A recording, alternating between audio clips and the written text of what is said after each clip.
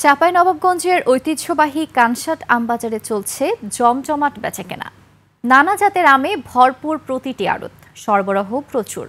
তবুও ঈদুল আজহার ছুটি, অতিবৃষ্টি ও প্রচণ্ড খরার ধাক্কা সামলে উঠতে পারছেন আম ব্যবসায়ীরা। চাঁপাইনবাবগঞ্জ প্রতিনিধি আমিনুল ইসলাম তন্ময়ের তথ্য ভিডিওতে দেখুন ডেস্ক রিপোর্ট। সিল্কোর সিল্ক অ্যান্ড শাইন, যাতে আছে আর্গান অয়েল ও ওট প্রোটিনের গুডনেস, যা আপনার চুলকে রাখে হেলদি অ্যান্ড শাইনিং। বাজার জুড়ে হাঁকডাকে মুখর চারপাশ। দেশের বিভিন্ন জেলা থেকে আসা পাইকাররা ঝুড়ি ও ক্যারেট ভর্তি আম কিনছেন এখান থেকে। মোকামগুলোতে আমের চাহিদাও বেড়েছে। এখন আম কিনতে আসছি, ল্যাংরা আম কিনছি অবশ্য, এবং রূপালি আম কেনার জন্য ঘুরতেছি।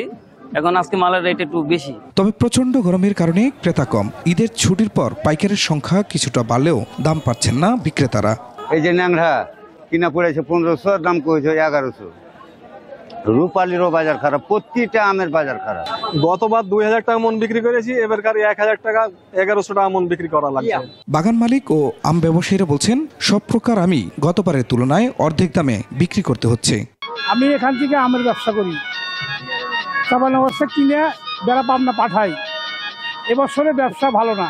2005 সালে চাঁপাইনবাবগঞ্জে আমবাগানের পরিমাণ ছিল 16,650 হেক্টর। 20 বছরে তা বেড়ে হয়েছে 37,504 হেক্টর। আমরা আশা করছি যতদিন যাবে আমের দাম বাড়বে এবং চাষিরা তারা আরো বেশি মুনাফা অর্জন করতে পারবে।